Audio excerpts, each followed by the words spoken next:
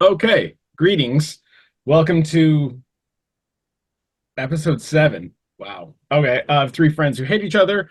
I am David. Again, obviously with me, Josh, Adam, Josh. Greetings. So in this episode, we're going to continue our discussion review of the book Jesus and John Wayne, and I didn't write down the author's name. I give it in the last episode, so you guys should freaking know it. Christian Kobe's We're Dumez. going places. Yeah, Christian Kobe Dumez. So we're gonna talk about chapters 3, 4, and 5. Starting off chapter 3, obviously God's gift to man. Um, I don't know what your guys' thoughts or initial take on this was. I think I saw through these 3 chapters like a piecemeal theme. There's been a theme throughout, but sort of touching on key points and planting flags on certain things. This one was definitely like women, uh, and that sort of interesting dialogue. So Needless briefly, to say, you were immediately like lost interest. yeah, I was like, whatever, women. Um, so chapter 3, I'd there's a woman, Maribel Morgan, who came out with a book and a series that became a big flashpoint throughout this. Phyllis Schlafly, uh, had came out with the book A Choice Not an Echo, which was like a political pamphlet, and then she wrote the book The Power of the Christian Woman, which was also apparently originally it was The Power of the Positive Woman, and then they renamed it Christian to appeal more towards that group. And she also became sort of a name in the anti-ERA Equal Rights Amendment movement that really was emerging. I wrote in some of the notes that this seemed like just such a clear reaction to the 60s sexual revolution, feminist movement, liberation movement, all of this cultural explosion. And then there's this sort of small group that is fronted by this and taken off. And so then they start fomenting and coming up with these sort of reactions. Um, yeah. So one of the key points that I wanted to jump into on this was the question, framing it like this.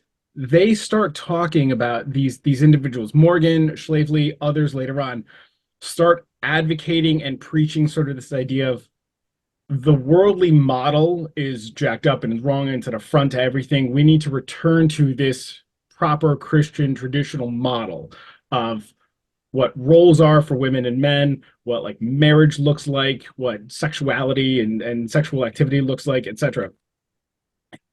There seemed to me to be like this almost assumptive nature of the way they talked about it. So one of my questions was for you guys, what is the biblical model of marriage? Like, what do you guys think that that actually looks like? Because I hear them talking about it all the time and saying, well, it is this, and so therefore we need to return to it. I was curious on your gonna take. Go ahead, Josh. You're the one that's been married longest. Yeah, so my view of traditional or biblical marriage, I should say, was always stressed to me the importance of one man and one woman. I heard it from a political perspective and at church. Um, if it's going from the Bible as well, and in the church we were raised too, there was a stress on like a male, not dominant, but being a leader in the household, making the final decision on things. I'd always had the perception that, let's say that there was an argument, the male always had the last say. So it was up to him to really be the leader financially, spiritually, if they were going to go on this vacation or that, or get the pool or not, like it was all up to the male. And the women really had no say in the issue. And that's probably that's not a good view to have growing up, but that was the perception I had. And it just so happened that my dad did work full time, and my mom was able to stay at home. She didn't go to college, not that my dad said no, but I think she just didn't feel like it was necessary. She was able to stay at home and take care of us, and then she did work some part-time jobs when we were in school. So that was kind of shown to me growing up as well. And I think the second part of this question, why is it important for the Christian movement? I think this view, I think it reinforces the Bible as ultimate authority for faith and practice for the evangelical community.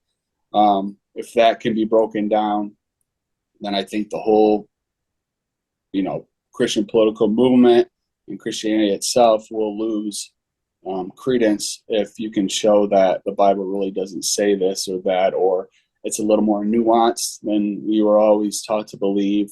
And if you sort of that slippery slope where if there's equality in marriage and equity in marriage, then, good Lord, we're going to have women being the breadwinners and men being the stay-at-home dads, taking care of the kids and cleaning the house while, the women are out there doing all the tough work. So you can't have that. So that was my thoughts growing up and sort of what I took to the importance of the Christian movement. So in their view, Mr. Mom isn't a comedy, it's a horror film. But pretty much, yeah. And I know there's a big stress on that emasculating men. Like if a dad was a stay-at-home dad and the woman was a breadwinner, he wouldn't be fulfilling his role as a man. He would be less than. And if you're not a man and you think you're a man, then your sense of self-worth and identity isn't there. I can't imagine you living a very a very a thriveful existence, and depression will probably set in sooner rather than later. Mm-hmm. Yeah. So, I mean, I think from my perspective, I kind of grew up like pretty similar to that. My mom worked off and on, mostly part-time. I think when we were like, my brothers and I were really young, she would stay at home. And then she actually did kind of like a low-key daycare. Like she watched a couple other kids for money that would like come over to the house and hang out. But then when I got older and like I was in school, she was like she just basically did like office management. It's like a secretary role. And so I think like ideally she would have wanted to stay home like with us like when we were younger, but then it was also like once we're older, like she didn't really feel like she needed to stay home and like clean all day. So she went to work and it was helpful. And yeah, I mean, like, I don't know. My parents are pretty conservative, but I also think that they're like chronically pragmatic to the point where, like, at the time when my dad first started his company, he wasn't making anything. And so it's like, okay, like, we need to watch our kids. We're not going to pay for someone to watch our kids full time. And so why don't you do this and try to make some money on the side? And so she watched a couple kids and then when she was able to work, she did. And she enjoyed it and she's been retired for like 2 years or whatever. But so I don't think that there was any like formal opposition to like a woman shouldn't work, but I think kind of like if you don't have to work, like it's okay to stay home. Because I know that when my dad got remarried to my stepmom, she worked for a time, and with my younger siblings being younger and kind of needing a little bit more care, I think it got to a point where my dad was making enough money, like we didn't need my stepmom to work at all. And so she then transitioned and kind of stayed home. But it was more of like, I don't think it was a decision made out of like enforcing like biblical principles or roles or anything like that. It was more of just like practicality. Like, her job wasn't like a huge money maker. I mean, it's obviously like helpful to have extra income and everything, but I think it was more of like maybe her time wasn't best spent there, and ultimately she wanted to spend more time at home. So that was kind of the decision. It was more made out of like practicality than like direct opposition to like the thought of a woman working out of the home. But I live in a house right now where the main breadwinner is definitely my wife, and I have zero problem with that. So, so I think that I would definitely place myself on the opposing side to this idea of like the man needs to be the breadwinner. Like it's great if that's the way that it is, but I'm certainly not going to turn down my wife doing what she's passionate about and oddly enough making more money than me. I'm cool with it. But do you think like that is in contrast? Like, are you saying that we don't follow the biblical model and we're cool with that? Or there isn't a biblical model of marriage? Or this is it? Well, I mean I think that some of the some of the imprints that we take on how do we translate a 2,000-year-old view of a marriage structure into a 21st century structure. I kind of think like um I mean some of the finer points and universal truths that the Bible shares are kind of about like love and sacrifice and um doing what's best for the other person. You know, there's the analogy of like loving your spouse as Christ loves the church and things like that. And I think in terms of like analogy, that's like a very strong, selfless idea. And how you selflessly love your partner, whoever that is, I think is kind of like universal. Um, the denying of kind of like your wants for like the needs of the family structure, I think that that's something that you can still glean. um, However, a lot of these like foundational points that a lot of fundamentalists use as a model for marriage, I don't believe are kind of like practical and musts for a 21st century marriage. Um, and as we kind of go through, we can kind of see some inconsistencies where there's like a lot of picking and choosing of what is and what isn't acceptable, kind of like as you go through.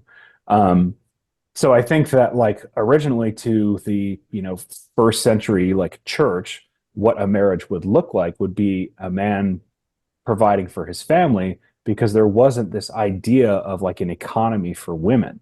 Mhm. That really it really didn't exist. Depending on like where you go, in a lot of those like city centers, like women were kind of doing housework. They weren't just like, you know, cleaning and making sure the laundry was done. It was like, you know, the laundry would take 2 days to do.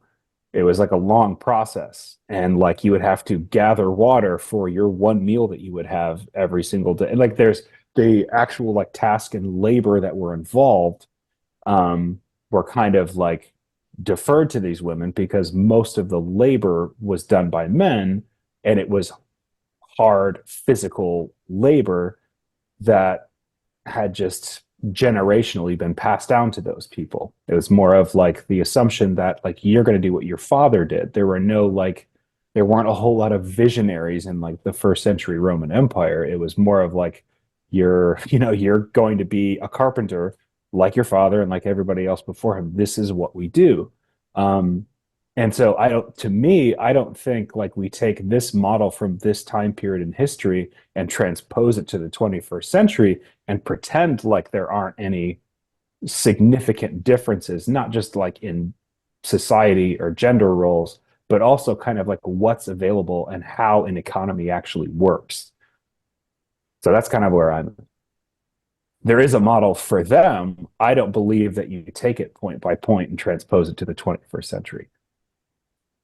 Right. Yeah, And I mean, yeah, go. I just, yeah, and you can't because I think going along with this whole thing on the stress of women, um, women are obviously able and women are obviously a lot of times much more intelligent than men. And, you know, when they get educations, they're able to do these jobs better than men. So, like, the whole concept of just who women are has changed even in the last 50 years. Like, just the Mhm. fact that women couldn't vote, you know, in America about 100 years ago or so is mind Mhm. boggling. So, from 2,000 years ago, um, just the ups and downs in the view of women and where they are now in Yeah. our society. I mean, obviously, we still have ways to go, but allowing them to reach their potential and do what they want to do in a marriage is definitely a game changer compared to, like you said, first century context and Hmm. the limited jobs people could have and trades and skills that were only offered to certain men. So yeah. Hmm. I think what's interesting, or one of the key points for me, and I think I've said this before because I think it's always true, and I think it bears repeating. We, meaning just people in the 21st century and the 20th century in general, tend to make this fault of like looking at this book, the Bible, as like one uniform codified codex that is totally like in total agreement with itself, as Hmm. opposed to a 800 odd 900 odd year collection of different like cultures and thinkings and individuals within those groups writing what they think. And the fact that like it isn't uniform, it doesn't, it definitely is in flux. Like for example, like the idea of marriage is not the same throughout the Bible. um and also like this idea that like Adam, I think you were talking about like saying, I think it was a good point, is like the model of marriage, specifically, let's say in the Old Testament, is so much more akin to the model of marriage of the cultures of that day around it than any sort of like divine manifestation of what a pure model would be, right? Like Hmm. there's this thing about like, and I think it's true that like the Bible has like a very patriarchal structure. And it's not so much like talking down or looking down on women. It's like women didn't matter. Like it was a book like for men, by men, about men, like doing things with men. And like sometimes there were women who pop up in these stories and do things, but like by and large, like they weren't just given consideration because that was kind of the cultural thing. They didn't really matter in society all that much. There was exceptions, but not really. Hmm. It wasn't, yeah. And so I think like that was the model. Like that's why guys are buying women by the dozens and like having like, you know, a bunch of women, maybe some concubines, and half their role was just like produce kids, and if you don't, I'll get someone else who can, type thing. Hmm. And that wasn't necessarily because like they hated women, not getting into a deep like feminist deconstruction, but like more of like that was the social cultural thing. Like your value was offspring, and so I need this. Yeah. um Like I think of like the story of like Abraham and Hagar, yeah, and when like he sires um Ishmael, God's like in the story, God isn't upset that he slept with someone other than his wife. He's upset that he tried to have a kid outside of this plan that God had like shared with him. yeah, So like the even like in that point, like the problem wasn't infidelity as we would understand it. It was you're not following the code, like you're not following like my plan. It's more of disobedience as it like instead of just infidelity. yeah, yeah, exactly. And I think like obviously that's not a good model that we should be using. I think it's Mhm. that, but that's not even necessarily the same model you see in the New Testament, although marriage isn't as marriage like presented much in the New Testament. Even what you do see is slightly different. Not that women had equality or anything, but yeah, it's still not the same structure. Mhm. So I just think like what is the biblical marriage of what is the biblical model of marriage? Like I don't think there Mhm. is one. And what it is we're not really clear or sure about, let alone if it has any uses or like application to today. Anyways, Mhm. and so I think it's just bizarre to me, and one of the things that always sticks out is when there's these conversations that we reading in this throughout the 20th century where people will come out and say we need to do X like they did or whatever. And they're making this inference that is sort of presupposed that we all supposedly are like, oh, yes, I know what you're referring to. But that's sort of based on a misunderstanding or a myth, anyways. Like this reference of, so really there is no justification. The idea is like we should do this because of the Bible, but that's not really accurate. So it's more of you just saying, I want to do it this way. I think we should do it this way, and here's the Mhm. best thing I can come up with to try and justify that. Yeah. That was it. Mhm. Yeah. Um, so this second question that I wanted to do it, which is, it seems as though so much of this movement is a reaction against the 60s feminist liberation movement. Do you think it is what molded this view? Why this perspective of women in the Bible was like extracted out. Meaning,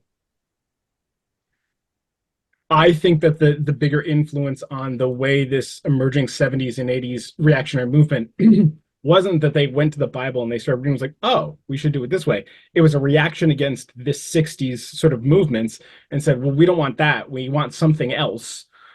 And so they sort of drummed this up and are using the biblical interpretation they have to sort of justify that versus like use it like an exegetics like from the book itself and be like, oh, this is how we should be doing this. Mm-hmm. I think like yes and no. Obviously, I think women in biblical times, you could say, were maybe worse off than women today, but they were men worse off in biblical times than women are today. You know what I mean? So it's like Mm-hmm. there were times throughout history where women had a much greater role, and female pharaohs, and even in the Bible, Paul mentions women who had a much larger role in the church and who were like more well off than a lot of men. So in many ways, like in this small context of the American experiment, a lot of the conservative evangelicals were behind the times, and were maybe going back to something that they viewed from like more of an Old Testament idea where there are nomads and you have to have multiple wives and they have to do these certain roles and we have to keep having kids, as opposed to, we're settled here. Women are just as able as men to do certain things, to do everything, and we can provide a more equal opportunity for them. So I think it was just convenient for them to draw on bits and pieces from the Bible to, like you said, to counteract this 60s feminist movement. And I think it's convenient for men to do that, to reinforce the patriarchal power structure and for them to have, their place in society and this and that. So I thought it was kind of a combination of both. Yeah, I don't know. Like that one kind of, I didn't give as much thought to, but that's the only thing that I could really think of about that. Yeah, I think that I totally think that a lot of these different movements, I mean, like the fact, I think that like I don't think that it's a coincidence that around the 1970s, maybe mid 60s, is when you start to see this trend toward quote unquote like traditional roles. Um, because I think that, well, I think that like kind of a lot of like the upheaval of the 1960s, and you could point yourself to like you know, point in the direction of the sexual revolution, point to the direction of the civil rights movement or the women's liberation movement or like the hippie movement. All of this stuff is kind of a rejection of conformity because these years of sort of like understood conformist roles weren't kind of like passing the smell test for everyone. Now, again, like it's not to say that like the 1960s, all of that went away and there's this small group of people that are creating like this big noise. No, like the woman that we talked about, like Morgan or Maribel Morgan's book, kind of like going back to like, women being like the prize of their husband's eye and like making him happy will make you happy and all that kind of stuff. And we've all heard the saying like, a happy wife is a happy life kind of thing. And like she said that like she was kind of preaching to this like silent majority, but I think around the 1960s, the majority of people were kind of still living in that paradigm. It just so happened that like kind of the next generation were really sort of like questioning whether or not like that was going to be best for them. And Mm-hmm. so I kind of think that like you look at kind of like all these like touch points throughout like the early part of the 20th century. I mean, just like probably the most recent in terms of what probably was connected to that one would most likely be sort of like this trauma that comes out of the Great Depression. Like in the 1920s, you kind of had like this liberated woman, like the flapper. You guys have all taken U.S. history in high school. Well, except Dave, he was homeschooled, so they probably skipped that chapter. But Josh probably remembers it, where they talk about like, oh yeah, like women were liberated, they were more independent. And then like the 1930s happened, and then there's World War II, and then like the 1950s happened, and everything is kind of like the Leave It to Beaver, like woman who stays at home and just kind of cleans and uses her appliances and luxuries all day long until the kids come home, and she kind of lives to serve the rest of the household. And so I kind of think that the reaction that like we saw in this chapter is really directly tied to the women's rights movement. Anytime there's some kind of questioning or lack of acceptance to this, like the way things have always been done, like the reaction is to almost like overcorrect it. Here, like when you think about like what women were expecting in the 1970s, or kind of like, what this movement was really asking for, was was equality. It wasn't like they were asking for like any kind of special treatment. And I mean, Right. like the same thing goes with like the civil rights movement. Like, but this crazy thing of like, this is how we've always done it. This is how it should be. This is what's best, blah, blah, blah. And then it's like when you have a group of people that are questioning, like, this might be how we've always done it, but that doesn't mean that that's what I want, or that's what's best for everyone. And it's sort of like that shift in the narrative or the shift in the culture kind of like separates. And then there's people that can't just let bygones be bygones. They have to like have a say, have a take on it. And so I was like making some points about like, there's like the trauma from the Great Depression. And then of course, like there's the war years, there's like the Red Scare that happens in the 1950s, where it's sort of like everything that we have held dear, our stability, our all like the provision that we have, that can all be taken away if this shift is embraced too much. So it's like, oh yeah, if you get women like having them go to college, or you have them voting, or you have them working outside the home, we're going to lose that structure that brought us to like where we are at that point, in the 1970s, which is like peak prosperity. So I think anytime that there's sort of like a questioning of like, yeah, this is like what we've done, and statistically it's working, but is it really working for everyone? Is this what everybody wants? That questioning is like causes a shift. And then you have these women coming out and saying, no, we need to remember where we were 20 years ago in the 1950s, where every woman was happily married with a kid and a house and a white picket fence. Um, and it's kind of like that was the assumption of where everybody was at, but that was probably where like mostly white married evangelical Protestant women were at, and not everybody else. Yeah, already those in the middle upper class, yeah, Yeah.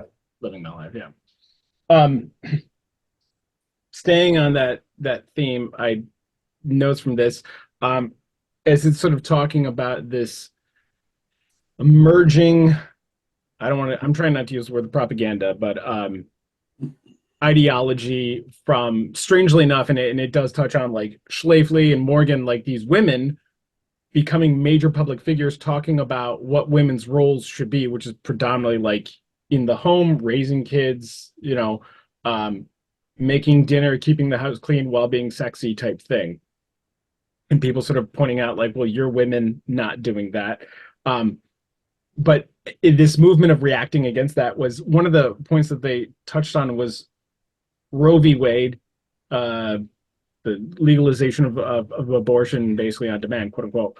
And one of the interesting, I wrote down in the note of the Roe v. Wade as a religious conservative issue, and from page 68 and 69, only in time as abortion became more closely linked to feminism and the sexual revolution did evangelicals begin to frame it not as a difficult moral choice, but rather as an assault on women's God-given role, on the family, and on Christian America itself.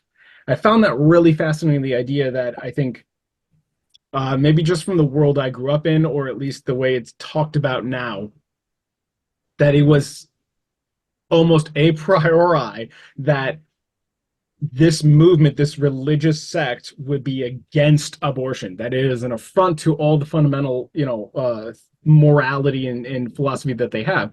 When in fact, it kind of was originally not so much. Like they talked about, like it wasn't that the Christian movement, etc., was okay with it, but that this was kind of born from, at least on a public dialogue, from Schläfli, who, as a Catholic, was vehemently anti birth control and abortion, etc., and sort of push this as a bigger centralized flashpoint that then slowly was kind of adopted by this body. And that at first it was kind of like, yeah, that's a difficult moral choice, and maybe not, to then like, this is a, we cannot give ground on any of this. This is an attack on what we hold dear. That was really interesting to me. That I think that, again, my view growing up and what I was told was that it's almost like prima facie obvious. Like you just like kill babies. Well, no. And then that like immediately that was kind of the view, when in fact like it kind of took some time to get to where it is now. Thoughts, views, Mm, disagreements.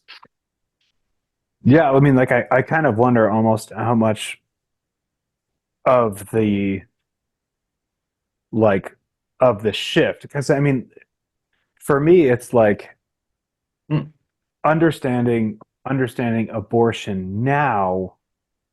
If I live in a world where like abortion from the religious right has kind of always been seen of like you're taking away like human life. That's how it always was. But knowing that actually religious fundamentalists weren't always opposed to abortion, and the fact that they make the shift again doesn't necessarily seem to me so much like coincidence, like they came to their senses at this point. It mhm. was more of like, um, you're giving a woman kind of like you're basically giving a woman much greater control over what and like an instance to where she could grow her family. And the idea for those traditional thinking people of a woman not extending or growing her family was kind of like the antithesis of what they were trying to create.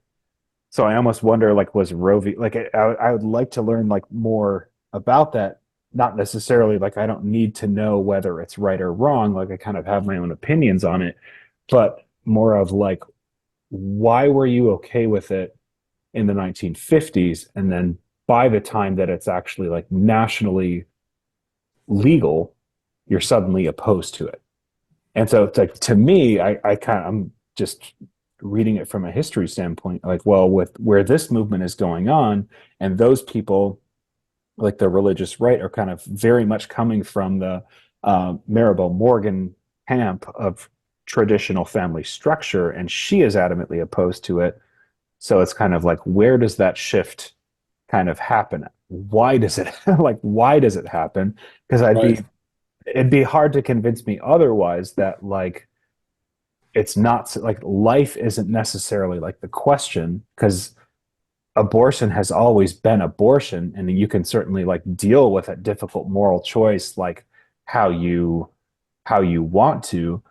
But when um when the Morgan movement is very much opposed to women's liberation, and women's liberation movement is definitely in favor of a woman having control of her own body, um, and being the deciding factor about whether or not she starts or extends a family. um, I think that's a little suspect, I mean, personally. So I think that would be really, really interesting to explore a little bit more in terms of like the history of acceptance and aversion to. Right. Yeah, that's what I was saying. 'Cause I just looked up, Roe v. Wade, 1973. Planned Parenthood had originated. It said 1916.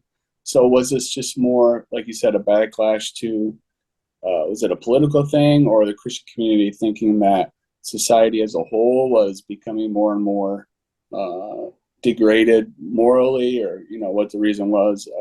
I don't really know, but Adam, what you said was pretty interesting too. I hadn't thought about it really before this. I mean, I think from my 2 cents, a combination of factors. I mean, I think one, just medically, and then in line with sort of women's liberation, that abortion became a little bit more, I don't want to say prevalent, but in the public's eye, it stopped becoming like a friend of mine knows a doctor in a dark alley somewhere. Yeah. Um, and so then it became something that was aware that people are aware of, like, wait, do you know this is actually happening? And maybe it's always been happening at the same rate. We're just becoming aware of it. Like, as a sidebar, like growing up, like I heard these arguments about like there's so many more homosexuals than there were back in the day. Like there's more gay people. It's like, no, same amount. They just had friends and roommates and like they just hid in dark alleys. So, but like I think that, and then coupled with the 60s movement about being kind of more, I mean, it was a revolution. Like it was being out there in public and not apologetic about it. It was like in your face, this is what we want. I think that certainly helped codify the reaction against. And so, and Yeah. then yeah, I think it talks about a little bit like there was the ERA included, like there was now these legal losses that these things were still kicking in that they viewed as an assault on the family or these fundamental biblical roles. And so people like Morgan, Schlafly, and others begin to help codify the language about like how to react to it, like to how for people to make sense of it. Like, you know, obviously like equal rights and like Roe v. Wade, and people are like, oh, I don't know what to think about it. Those people, I think, stepped into that void and told this group, this Christian conservative population, how to think about it. Mm-hmm. So yeah. Yeah. One of the side points I wrote down on this as a note that was just interesting was the seemingly endless history of racism being one of the like undergirding principles or motivations behind so much of this. There Sure. was a bit about in their movement against Equal Rights Amendment, and that they were like uh, they part of this included that they weren't going to be designating bathroom like sexes so much anymore. It was just like a unisex general bathroom or whatever. And they're like, oh, does that mean like there'll be these big black men in the bathrooms with my wife? And like it was just like again like so many other things.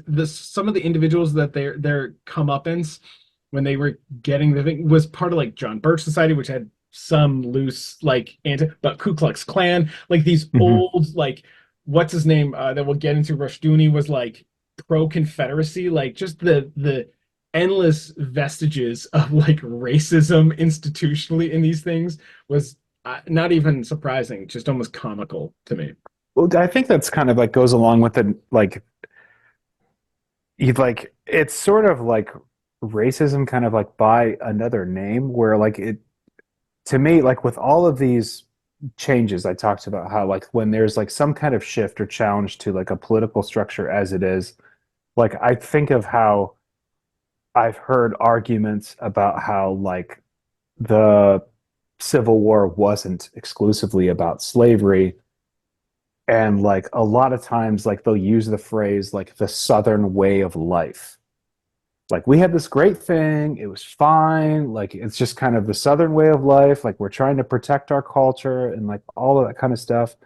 And like sort of that kind of thinking, like, oh, this way of life, that's what we're trying to protect. It's like you're trying to protect that by taking away like the rights or freedoms or liberties of somebody else. Like you can still do what your like you can still live your woman stays at home life. It just means that if somebody is going to step out of the household, like they're according to this amendment, they're not going to be discriminated based upon their gender. But Mhm. like that again, it's not so much like it's kind of like you can't argue it with logic because ultimately like the point that they're coming from is sort of like an illogical standpoint. And so like any kind of questioning of their way of life, whether it is good or truthful or faithful to like the very like foundations of like their religious affiliation, it doesn't matter. It's just this is how we do it. So this is why we're going to do it. And so like to go along with that, like the I don't think that it's any coincidence that like a lot of the people who come out in favor of a lot of the groups that advocate for a return to a traditional household, they're not stopping at, we just kind of like to have our wife at home cooking our meals and raising our kids. So it's like they're not just stopping there. It's like we'd like to have our kids, we like to have our kids at home with their mother.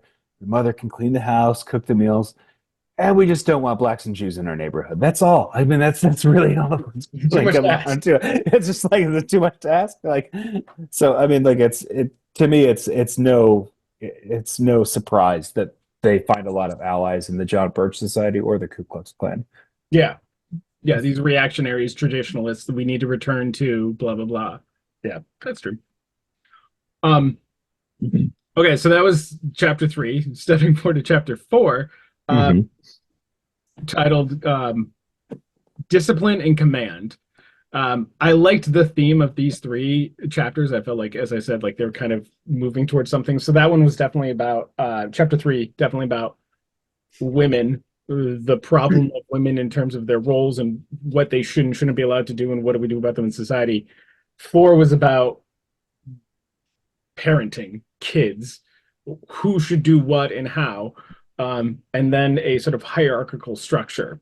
Um, so it started off interestingly with Reconstructionist Rusas John Rushduni, who was an early Christian nationalist, a Confederate apologist. And at the time, he was too fringe to be mainstream, but he did establish the ideological foundation for future leaders. I actually remember reading, I wrote about Rushduni in grad school for one of my like essays about like early Christian nationalism and things like that. Um, Mm-hmm. and I'd never heard of him before until doing research for this paper. And then he comes up in this book too, which I found was interesting in that like, at the time, he sort of was preaching what is kind of really mainstream today as far as like right-wing evangelicalism and sort of the pre-Falwell-esque philosophy. But at the time that he was doing it, he was too like he could not hit the mainstream. He was so fringe. It was unpalatable or just so foreign what he was sort of pontificating about that it kind of like he had a following and there was a group, but he like never could make it big the way they talk about like Billy Graham and others do, Gothard and whatnot, like blow up. Like he couldn't do that because he was just considered too extreme. But then I think you can see the individuals that sort of take up that mantle and carry that flag later successfully, which was interesting. It touches on Bill Gothard, and parenting as an emerging cultural battlefield and sort of that spare the rod, spoil the child philosophy, which included that it taught subjugation of women to young girls, and that his sort of messaging was really sexist to the point like it just wasn't even like hierarchy of like man, woman, children, but I mean it was like borderline I'm not borderline, it was sexist and like absolutely like subjugating them to a fairly extreme measure. And it touched on, and I don't know, and I wanted to ask you guys your view of that. It talked about how Gothard was really big in the evangelical movement, but like anonymous outside of it. Mm-hmm. Um, I, growing up, knew Bill Gothard, and I knew that name, and I knew some of his stuff, his organization, but I like, yeah, he wasn't a major figure. Maybe he was shadowy in the behind, realm, but I don't know. Was he big for you guys growing up? Was he like a figure, and was he just like anonymous outside of this group? Like, if I went up and asked like some, I don't know, Catholics, would they be like, I have no idea who you're talking about? I Yeah, I've actually never. I'd never heard of him until about a year ago. Really? Okay. Yeah, so I had a friend who was sort of like his movement, like Gothard's movement. My friend was sort of raised as that type of household. Um, he was a middle sibling of I think 11 siblings, and they like his parents basically like raised him aligned with sort of like Gothard's Yeesh. curriculum of like homeschooling, of discipline, of punishment, and all this kind of stuff. And I mean, to this day, my friend doesn't speak to his parents, like kind of as a result of that. That's terrible. So I hadn't really heard of him at all, but um, what the documentary that was done on like the Duger family, the Amazon documentary was my wife and I were watching that, and it was kind of like that's absolutely crazy, like what they believe, but at the same time, as crazy as that was, like we we had never heard of him or his ministry or anything like that, but we knew people that were raised like the parents had those kind of expectations for their Mm-hmm. children. Um, and, you know, basically children are kind of like taught to be seen and not heard. Like You Buster Bluth. physically, what's that? Like Buster Bluth. Exactly. Neither seen nor heard. No, but like basically children are supposed to be, seen, not really heard. And, and that like any kind of infraction results in like physical redirection and all that kind of stuff. And so, Physical redirection. I like that. right, sorry, that was the teacher. That was the teacher in me. Physical Sorry, redirect. physical abuse Right. when there is like an expectation that isn't met or whatever. Um, so kind of like watching that like documentary on the Duger family was kind of like, oh my gosh, like that's crazy, that's insane, like how it is, but it's like also so much like we were kind of surrounded by different families, certainly not mine, but like surrounded by different families who may not have been a part of like that movement or gone to those seminars or things like that, but certainly probably had a whole lot of common ground in terms of like the role of parents and child. Hmm. So personally, not necessarily very familiar. I feel like I'm more familiar kind of like with like the overall thesis of like what he's trying to communicate. And fortunately, that wasn't my upbringing because I still talk and love my parents. So Weirdo. Yeah, I didn't hear of him at all until this book and having to Google him and stuff. I heard of Dobson, kind of what focus on the family and all that. But I was a public school kid and I didn't really have many homeschool friends at all. Really, I didn't even know any kids who were homeschooled until I knew you, Dave. I mean, but you were probably one is definitely enough. the black swan, right? Uh, So yeah, I had no clue that these type of things even like existed. And just reading about it a little bit, it makes you not surprised why so many people can become anti religious or anti Christian when you just have all these leaders who are basically dictators, and all these programs are so like um, totalitarian and controlling every aspect of your life. It's like you wonder how anyone survives.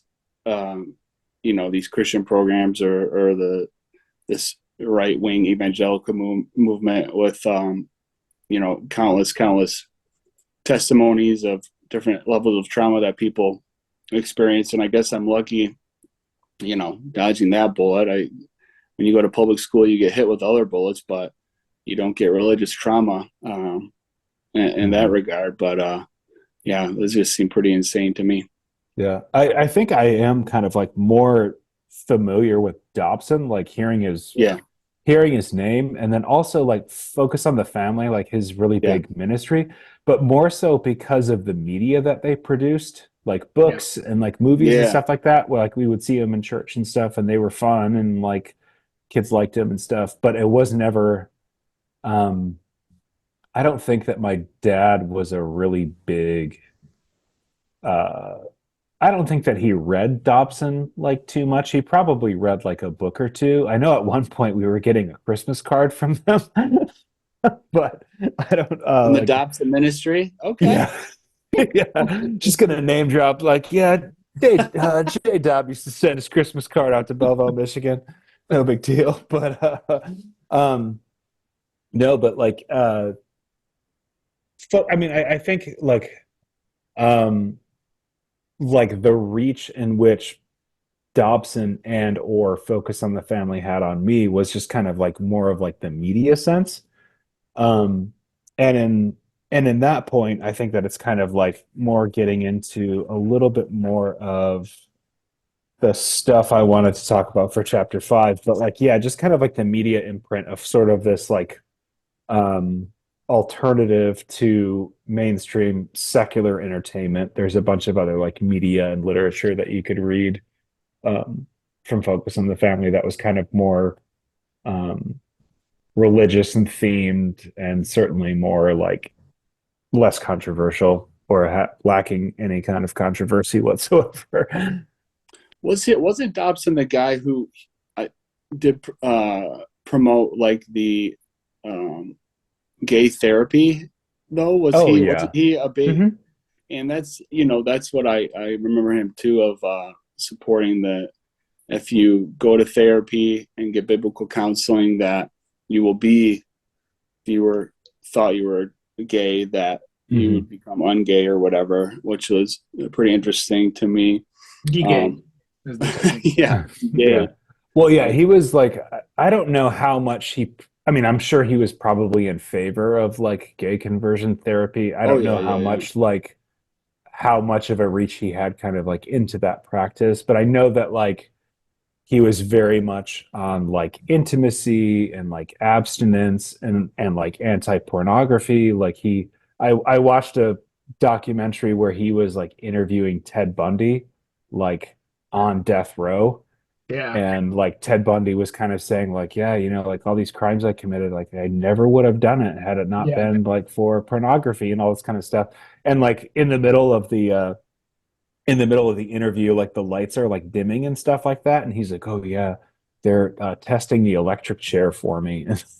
So it's like super ominous. It's like kind of like building this thing of like, he's got nothing left to lose. He's like only going to, he's only trying to tell the truth and like help people. And it's like, but it's Ted Bundy. So, Yeah. Right. so He's a sociopath. You can't really you can't really trust him. But, trust his I mean, he word on really hit the that. nail on the head when it came to Right. looking at dirty pictures. I mean, Yeah. like, Right. it's just going to make you kill people.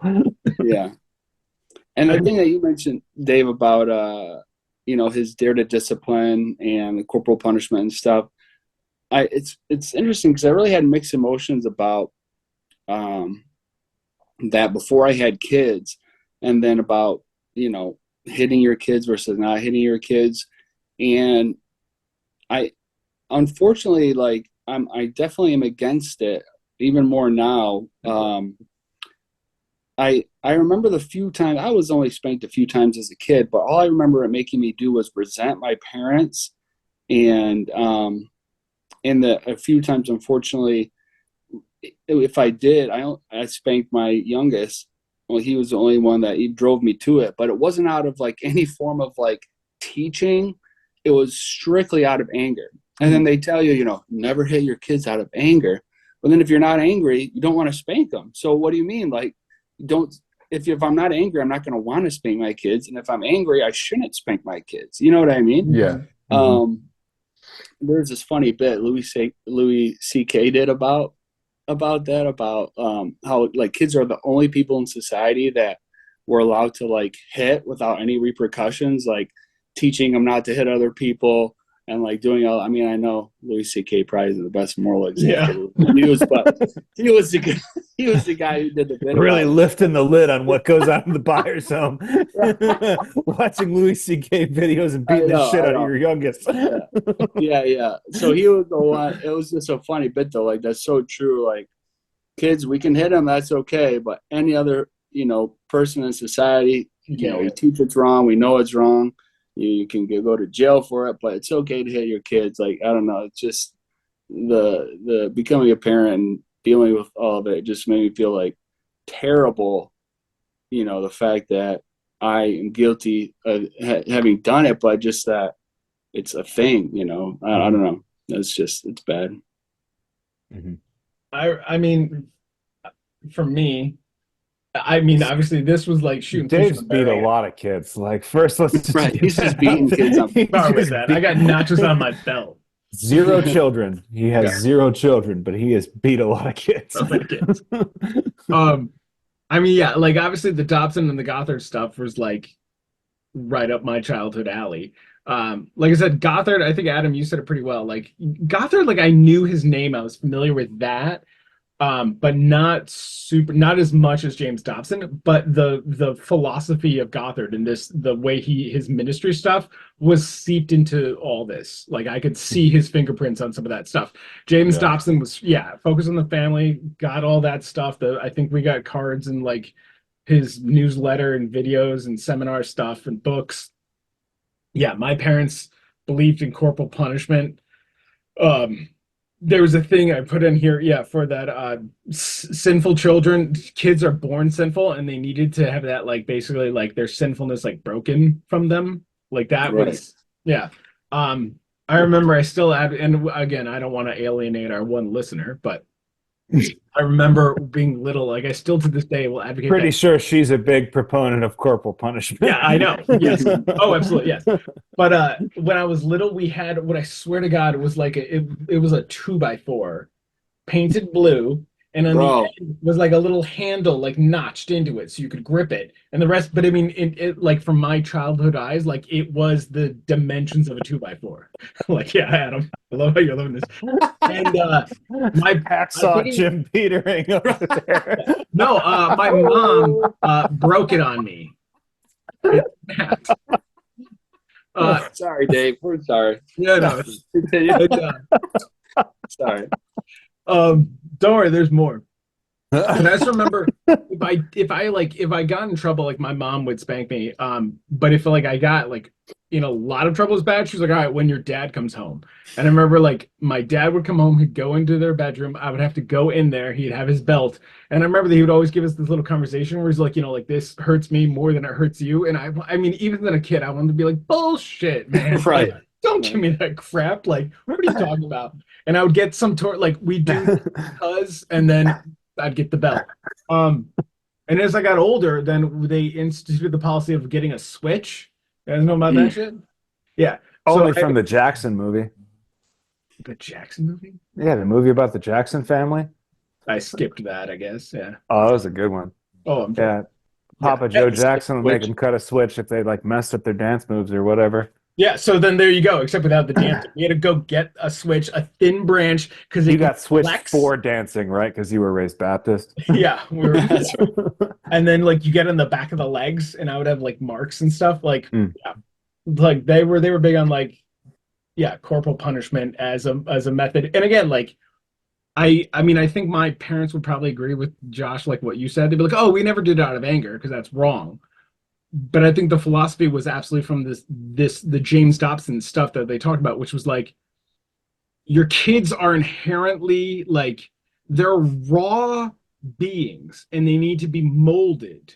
And like that rawness is just pure sin. And they haven't Right. learned goodness. And so you have to like beat that sinfulness out of them and mold them into goodness. Seems counterproductive, right? I mean, Yeah, yeah, yeah. And I know my mom would say like I was like a handful of a kid and stuff, and I'm sure I was, but like I don't know, like I all think about kids are. yeah. So but yeah, like this like reading the Gothard stuff and the Dobson things, I was like, oh yeah, this is like I was reading the guide from my parents, like this was absolutely their playbook growing up, was for Yeah. that was for me. And it wasn't just like corporal punishment, but it was a lot of like constraining and we need to mold you, so you need to learn this stuff. Like Adam, you talking about like censoring the social media stuff, social media, like all media stuff. Like there was secular stuff that we had to be protected from, and then the like Christian approved messaging, which was like videos, news pieces, yeah, all of that was pretty freaking big.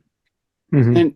And to piggyback off that, the harmful part, even the idea that the theology that conservative evangelical Protestants, I mean, obviously this goes back to the Protestant movement, but this idea of total depravity, that when you're born, your sinful nature is like damnable in God's eyes. So if God views you as someone worthy of going to hell as a kid, then surely it's okay if, your parents see you as a little less, they is not an angel and need to be knock the hell out of you, like, so to speak. So, but, I mean, coupled, viewing with like modern psychology, and yeah, kids are a handful. Do their wills need to be broken? No. Like, do they need to be checked? Of course, redirected and shown by example and all these other healthy ways. But I just think that that original idea of total depravity and how it seeped through our whole idea of the nature of humanity and children has warped the Christian mind of how to treat kids and how to treat people for that matter. But yeah, I just thought of that. Yeah, I mean, I think like overall, like kind of like this thesis of, or like the crux of like this belief of like a child is sinful, like you have to like the your punishment should kind of like exercise like that sin from them, I think is like complete BS because of the fact that the only like of all the people that she listed as like proponents of this belief, other than Dobson, I think Dobson's the only one that didn't have some kind of significant like sex scandal attached to them. Yeah. Right, right. I mean, like, and so it's kind of like, you know, these big proponents, these like figureheads of these beliefs that really kind of like create a massive draw and create a massive following. Like, so many of them have all had scandals attached to them. And it's not to say like, oh yeah, like somebody accuses you of one thing. It's like multiple people. Like Gothard got kicked out of his own organization because of the fact that he was grooming kids over like a 50-year period of his quote unquote ministry. Yeah. So I mean, it's kind of like, I mean, to me, these like things, and also just kind of like this, like what kind of example are you setting for your children when you're like your idea of punishment is I'm getting rid of the sin out of them by hitting them is Yeah. like so that they're going to be what, like a fully depraved sinful human being as an adult. Like I mean, like, so what good does that even do? Like I just kind of think that it's incredibly like short-sighted and just not really like there's not a whole lot of fidelity to the actual belief. Right. It's just sort of like elevating you to this kind of position of power, which is ultimately, I think, what a lot of this book is ultimately going to get at. It's more so about like power dynamics than it is actually any kind of like spiritual truth or superiority. It's all about power. Yeah. And like whether it's power over a woman, whether it's power over a certain type of race, or whether it's power over a different religion, or in this case, whether it's power over a child. Like that's kind of what it's all coming down to. Yeah, 100%. I agree. I think, and that was kind of the theme that I thought, and that was in these was like the first one was just to strip it down to its like really bare bones, and somewhat to oversimplify it, but it was like men should have power over women, and then the next chapter was like men should have power over kids, and then like it's basically like white men, and they're like we like how the world's structured right now, so we're gonna come up with all these reasons to keep it that way, and so then the end is like men should be in charge of the government, and they should have all the power there. Like the whole thing is built that way. And so so one of the themes within chapter 4 was this emerging that Dobson and the like tended to really argue about, which was gender roles of men and women, and that those were the how things should be arranged according to marriage, parenting, and it was the natural way of the sexes. And they kept talking about like, and part of my question here is like, does this resonate with your guys' upbringing or childhood or early life or whatever, like 20s or whatever? But there was this thing that they talked about that like men and women are naturally different and they're naturally this and that. But like all the things about men were just sort of like excused in a way. Like men are just sexually wild. So women need to satisfy those sexual wilds. Now it's wrong to do other things. So basically when you get married, women, you are basically a prostitute for your husband. Like you're there on call whenever, because like he can't change things. You need to mold yourself and you can change into these things. And that like it was trying to codify and define these roles of men and women as either biblical or right. But then again, like coming back to the power, but like those natural roles seem to like favor men, and then women were just built to like help fill those gaps, basically the points of need. Like as soon as he's done banging you, he has no need of you. So go to the kitchen, clean up, make dinner, and then there you go, like that kind of thing. It's funny you mentioned that for as much as the evangelical community is against science and the theory of evolution and all this stuff, they don't really do a lot to go against what someone would call like a Darwinist view of male and female roles. Like in terms of nature, you see like a silverback with all the female gorillas, or one lion with all the females in the pride. Like they don't do anything to really stress a difference between how human beings should act as made in the image of God and loving their female counterpart and being loved in return and acting different from nature. That it's sort of just like perpetuating this this philosophy that they're so adamantly against, of men being like cavemen and hitting the female, dragging them back to the cave and having their way, and then going on to the next one. So I just thought that was so odd as a group of Christians so against any form of biological evolution sort of teach it in their practice in male and women relationship. Well, at least that's how I kind of took it. Maybe I was going too far in that respect, but I was like, No, well, kind of odd. no, I think you're right, and I think it speaks like I think that speaks to like things I heard in my, I don't want to keep saying childhood, like in my teens and 20s and stuff, but that like, yeah, like we are like, we need to like be these ways and reject this earthly stuff and this sinful coils, and like we need to like turn away from sin, and we need to like be all these transcendent things and like be godly driven stuff, and then certain things I'm like, well, that's just natural, like that's just the way we Right, are. Like right, all right, of these right, other things are fighting these like sin is like a fairly natural thing, and they're like, nope, fight against that, these things. But then stuff like this, like, well, that's just the way things are, so just go with right, it. Like right, not challenging those structures. right. Yeah, yeah.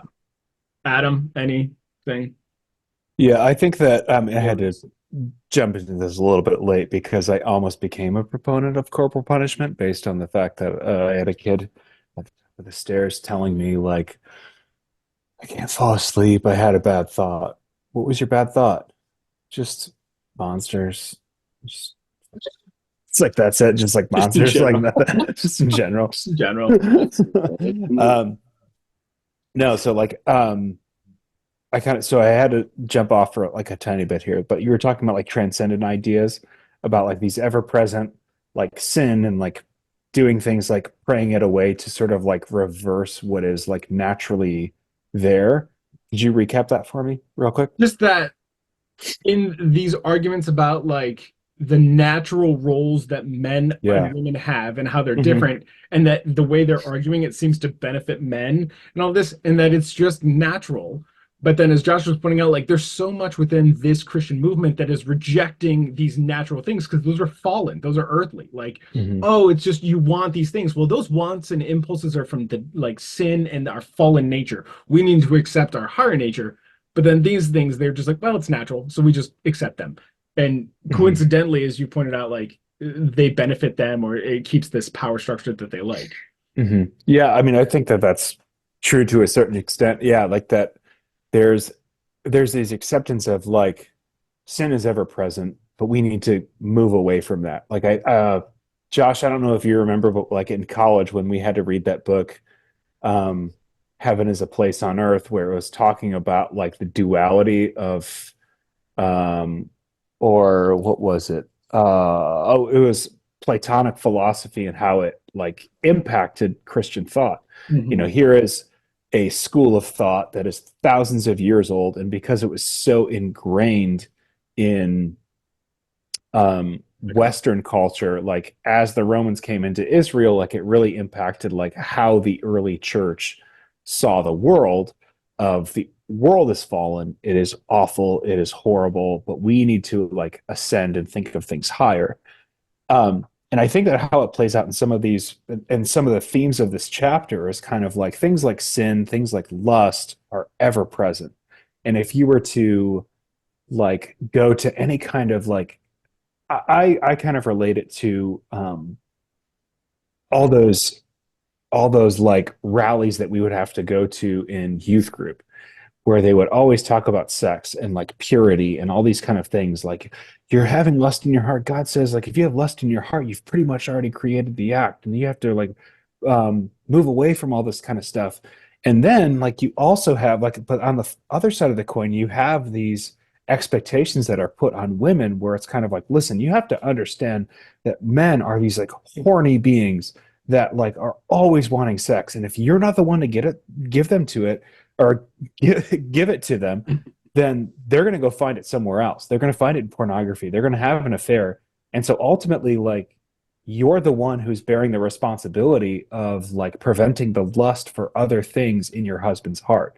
And so it's like the laying of blame is really not so much on the person who's like committing, like who's committing adultery, or like who's looking at pornography or all this kind of other stuff.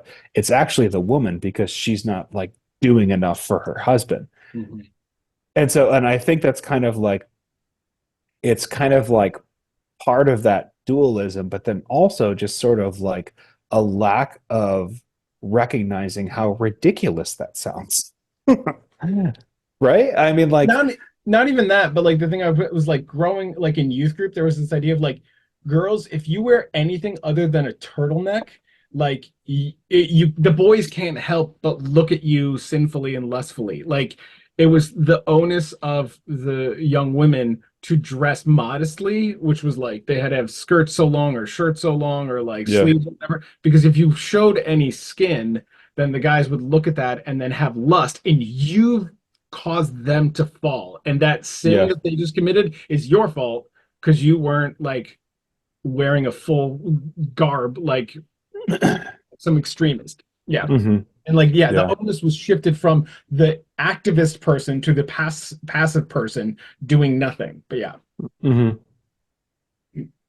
the other point I had that I just found this infuriating or frustrating for me was when it, as far as like accepting these roles, the gender roles, and then parenting and what kids were like, not exclusively, but at least for the book in this, it's all built from James Dobson, or at least extensively influenced by it. And like, I just was like, he has no credentials in any of this shit. He was like a psychologist. I think he got his degree from like Wheaton, which I didn't even know they had like a psychology program. Like it just felt Hmm. like this one dude who reads like this one, like takes two classes on this and then like is now influencing all Christian parenting. Yeah. Well, I think that he was actually a licensed psychologist, but I mean, grant, and like, that's to say, like, It's one. that, He's one psychologist. You know Yeah. what I mean? yeah, but then also it's kind of like the state of what the field of psychology was at the time in the Yeah. 1950s or 1960s. Like, it's like, I remember that scene in Mad Men where like the wife goes to the psychiatrist, and then the husband calls the psychiatrist the next day or that night, and he tells him everything that his wife said. And it's like, today that's like, oh my gosh, like, you, Yeah. it's illegal, That's your like you're license not right going to there. lose your license, like you could go to jail and like things like that. But so I mean, I think that, and also, you think about in the 19 like 60s or whatever, whenever he was like actually practicing as a licensed psychologist, or psychiatrist, whatever his certification was. I mean, you're only like 40 years removed from Freud, so it's like Mhm. it's kind of like where we've come in that field of study, and also like the amount of expertise like those people legitimately carry in family, or legitimately psychological like dynamics, is definitely kind of like changed. Like, that field of study, or that school of thought that Dobson was a part of, would be widely discredited by All right. almost every practicing psychologist today. But So it's that kind of like, yeah, but go ahead. Go ahead. no, Japan, like yeah, I agree, but like to some extent it still exists and thrives in this niche. Like Oh this yeah, yeah. alternative facts of this like the whole realm of like psychology and child psychology would absolutely discredit and condemn all this. But then within small sects of like Christian groups, they're like, well, we're going to our Christian psychologist and our Christian child psychologist, and they're telling us to do these things, like Yeah. endorsing these antiquated models. Yeah. Yeah. Right. and and it sounds, a lot of social sciences, a lot of it is like common sense, everyday stuff. And if you were a Christian, you think you'd want to base child rearing and marriage on like on love, and I'm sure they do stress it and stuff like Yeah. that. But these things don't ever, at least in my opinion, don't get brought to the forefront. Like, how can you really like love your kids while at the same time being their parent and an authority figure, and not hurting them physically or emotionally? Like, it's I don't know. It just seems like so much more simpler um, than they make it out to be, and resorting to like physical violence against your kids.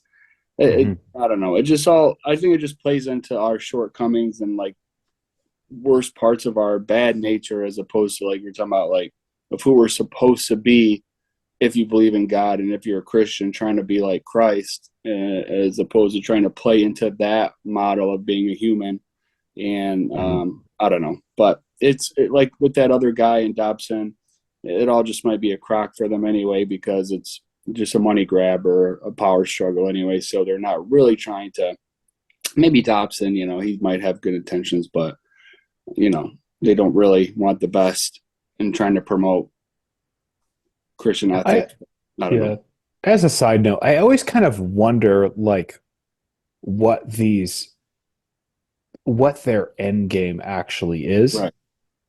And I mean that's a different conversation for like a different day, but like that's kind of like what I always wonder because like I don't want to um I'm always kind of like whenever I get into political debates with my dad, um I'm always kind of like talking him down off the ledge. Like not that he's like, crazy or anything, but he has like a lot of like oversimplistic views of different issues to where it's very easy to kind of like demonize and create like a caricature of evil for some kind of like group of people or a person or something like that. And so but like, and as much as I'm kind of like, yeah, I just feel like, like a lot of times I'm sort of like talking some like sense into him from like a pragmatic standpoint, not even like a political standpoint, but just like pragmatic. And but then like when I'm reading about these guys, I'm kind of like, what's their end game? Like, is Gothard's goal like just to have a bunch of kids that are beat? Like, that like because like I mean, and I guess this is maybe like me not doing like a whole ton of research on like the whole scope of like the Institute on Biblical Principles or whatever it was or is. But like at what point is like does a parent's role specifically give them the authority to which they are fully capable of modeling what a Christian life, Hmm. Christian parent is supposed to be? Like, but again, like, I mean, I'm basing a lot of like what I know of it kind of from a documentary that's saying that it's bad and it's horrible and it's abusive. Um, because I've only kind of been more familiar with like the component of that ministry based on how they deal with children. Like, do they actually kind of like prepare parents to where parents are have this expectation of being that almost perfect model for their children? Not to say that like, oh, well, in that case, it's fine. Go ahead, like take your day out on your kid. Like they're shit. Go ahead, just beat them up. But but it's kind of like um because they get into, and I can't remember if it was like this chapter or like a later chapter where they kind of get into this issue of authoritarianism and also kind of like your kid needs to know their role not only in the family and as their role as it applies biblically, but then also in this even like um, further extension of like what their role is supposed to be as being a person in the United States who is furthering God's kingdom and democracy and all that kind of stuff. So it kind of gets into this like religious, political, religious kind of like sphere too. But I always kind of wonder like, what is his end game? Like, what is he like really trying to do? Because he's whatever he's doing, he got really rich doing it. Mhm. Right. Um, That might be the end game right there. yeah, and it's like, is it just like, oh, I have this idea and like I'm just gonna get rich at it, or is it like, yeah, I don't know. I mean, because again, like he's another person who like he was forced out of his position because of sex scandals. Right. And also, like this person who has been a large proponent of like having a full quiver of arrows, like having a huge amount of children, never actually married or had children himself. So it's kind of like, what what are we doing here? Mhm. Right. But anyway, that's just one Their person. shtick. Yeah. Yeah. Um, no, I interesting. I agree. Um, Stepping forward to chapter 5, the last chapter we're going to discuss today, titled Slaves and Soldiers. Um, I so I will say this. I wrote a synopsis that I think kind of summed up maybe some of these three chapters, but then kind of came the culmination of these three coming to this chapter, which was men are warriors, heroes, and wild. Women need to submit, support, and sex them. God wants that structure in the home then in society, and then therefore in the nation. And so if the beginning was, what are women? We need to put them in their place socially, and then obviously, which is in marriage and then parenting as being the ones who like bring up kids. And then the next step is like, okay, well, what do we do with those kids and how do they understand that system?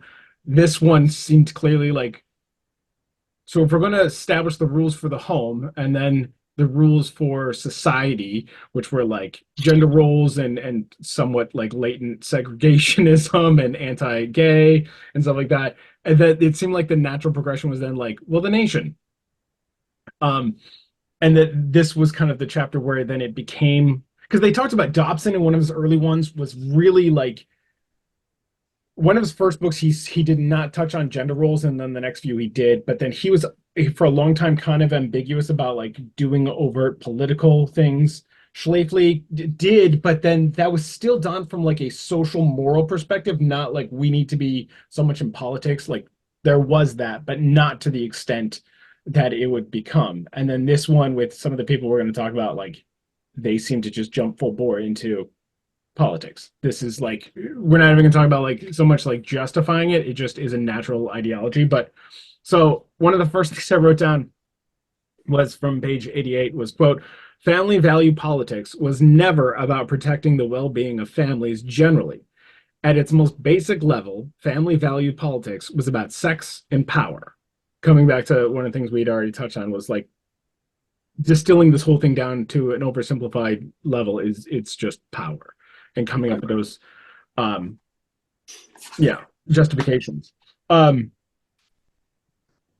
there was also a quote, yeah, so jumping down to the one bottom because this one just blew me away, but I just um so from page 90, there was this quote, this little excerpt that, like Graham, Billy Graham, one of the characters that it already introduces, Hargis, who was a evangelical preacher, pastor guy coming up, considered sexual morality critical to the nation's defense against communism. And I wrote that this to me sums up my views growing up. Everything is a tangled web, interconnected. Undoing one thread, let's say sexual purity, undoes all the others. We will become communists. And I was kind of asking, like, is that, your experience? What did you guys make of this excerpt? But to me, like, the absurdity of that statement that sexual morality is critical to the nation defending communism makes no fucking sense whatsoever. But like when you're inundated in it and you're moralizing everything and everything is interwoven, like again, coming back to looking at pornography means you'll probably end up murdering a bunch of people because everything's like this slippery slope. All of this is interconnected. Um, that to me, like it sort of does make a twisted sense in this dynamic of like if we give way to sexual liberation, then we have thrown off all tradition and our foundational principles, which means we'll open to experiment with anything and we'll try wild things because nothing means anything. And then boom, we're communists the next day. And so like America is on this slippery slope, we collectively are, from like one thing falling into the other. Right. And is it communism as opposed to capitalism as like an economic theory, or Godlessness too. democracy as opposed to communism, where it's more like political. I mean, I could see like, I mean, I can't see, I like the moral, if they think moral deterioration of um, people's, sexual ethics leads to less and less morality, and we all just end up becoming. I had this idea of like democracy. They could view democracy as promoting these roles and promoting certain, being men being men, women being women. We're individuals, but we have these roles. Where communism, they view it as a slippery slope of everything's the same. We're all classless, genderless. Yeah, I don't think, not to interrupt you, I don't think that like communism was kind of like used as a buzzword like throughout that like entire period. Still So is. like nobody is kind of like thinking of, oh, it's going to change your economical structure. It's more of kind of the antithesis of like what your life is like as an American, like Right. living as an evangelical at that point. Right. Like Soviet, just like godless and like pre-structured. And so Mhm. communism even threatens the gender roles of, of men and women and their functions in society or whatever. But one thing that I thought was super interesting, where if the evangelical, right wing, conservative Christian community, whatever, really cared about all these things, I said they would do a lot more to fight for in the political realm, of making it easier for families to thrive on a single home income, where having two parents wasn't essential to owning a home, having, transportation, getting your kids, even if you had an option of putting them in different types of schools. So if they really did care about these things, I think politically they do a lot more, to make those things affordable, make higher education less money, so that coming out of college, people wouldn't be in such big debt, and having so much debt for mortgages. So I mean, obviously it's a bunch of wordplay from them, and it's a bunch of hogwash. But if they really did believe these things and were promoting it, then if you really want men to be the breadwinner, then unless they're a rich white guy, which that might be who they're talking about, this doesn't really apply to anybody, because it's hard today to fulfill this view of a traditional family, when you can't live on a single income unless you're already rich, or whatever the case may be. I don't know. It just adds to the hypocrisy. And I mean, well, yeah, I agree like 100%. And I kind of think that like kind of going along with what you said, Josh, was like, a lot of these problems that Christians identify in the political realm are, when conservative, like evangelical Christians are totally against government intervention unless it is present as a support to their beliefs, or is as some kind of like validation of how they see the world. And like I remember having a conversation with somebody at like a church that I went to and we since don't go to, in part because of this conversation, but he was talking about how important the idea of I think it was called the Defense of Marriage Act, and that was like something that would happen during the Bush administration, where this guy kind of like was very much in the libertarian like camp of like, no government intervention, total market freedom, and all that kind of stuff. And like, I mean, like there's some things in like that ideas that I can respect and understand why someone thinks that. But for someone to be like, no government intervention except when they dictate like how my marriage is supposed to be set up, as long as it's in line with how I already view it, then it's fine. It's like, government's fine as long as they're giving me absolutely everything that I want, including the validation of my own life and beliefs. Yeah. And it's kind of like, I mean, like to me, you're never going to eradicate abortion, but if your concern is truly about human life, you should have the like pro-life movement lining up and training foster families.